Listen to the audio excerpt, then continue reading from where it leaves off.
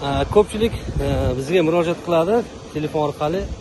Aka, yaxshi quruvchi, narxini yaxshi beradigan, uyi yaxshi joyda joylashgan, Toshkent viloyati bo'lsa ham mayli deydigan odamlarga, ya'ni shu telefonda qilishadi-yu. Hammaga bittada javob beraman. Mana hozir shu uyni ko'rsatamiz. Albatta, Toshkent viloyati Nurafshon shahri, Nurafshon City'da joylashgan yangi 9 qavatli uyimizni sizga taqdim etyapmiz.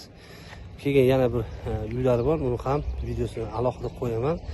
Bemalol ko'rib, kuzatib, ya'ni uyni ma'qul kelsa sotib olishingiz mumkin.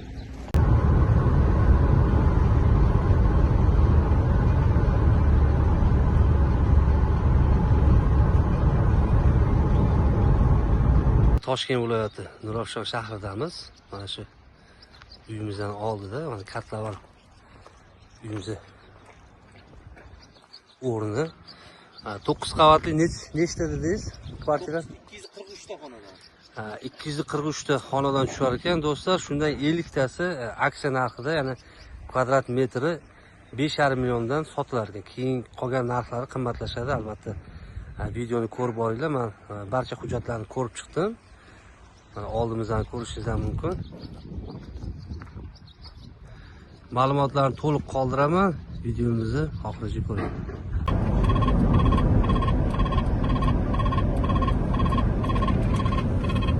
Markaziy ko'cha shundaki. Markaziy ko'cha. Mana bino qanaqa bino bo'lyapti? Bu ichki nima?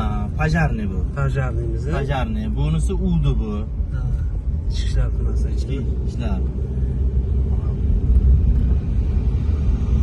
Bino nomi nima dedingiz? Bu yangi Darxon Stroinvest bu. Yangi Darxon Stroinvest. Hozir markaziy ko'chadamiz. Juda keng ekan-da ko'chalar, Ha, ko'chalar juda keng. Bu institut. Qanaqa institut? IT. Prezident maktabi. Prezident maktabi ham bor. Prezident maktabi ham bor. Mana bu yoq nimaga xotira maydoni. Xotira maydoni. Keyin viloyat ichki ishlari. Undan keyin bu yog'i Bansa. Viloyat markaziy Bansasi o'sha yerga qurilish boshlangan, ketyapti, davom etyapti. Hop, bundan keyin deputatlar bog'i. Undan keyin deputatlar bog'i, mana bu. Undan keyin mana bu bizda obyekt, mana bu to'g'ri turgan. Bu Omad hamkor himoyinga tegishli 9-etajga chiqqan.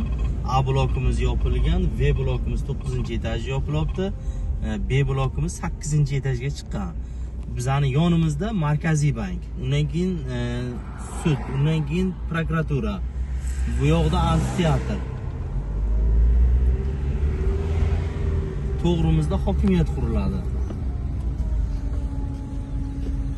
Hokimiyat ro'parasi bo'ladi. Hokimiyatni afishasiga yopishtirilib, qanday qurilishi, nima bo'lishi ko'rsatib qo'yilgan.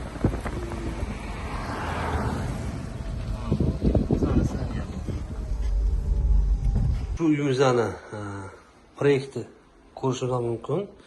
Uyimizda 9 ta qavatdan iborat, 243 ta xonadon bo'ladi va kvadratlari 40 kvadratdan 98 kvadratgacha bo'lgan uylarimiz korobka holatda topshirilar ekan. Bemalol kelib, ofisda narxlarini kelishib, do'g'rilarni tuzib olishingiz mumkin. Biza qo'ldan kelgancha opisiyadan ma'lumotlarni yozib qoldiramiz. Ekranda ko'rib turgan nomeringizga murojaat qilishingiz mumkin.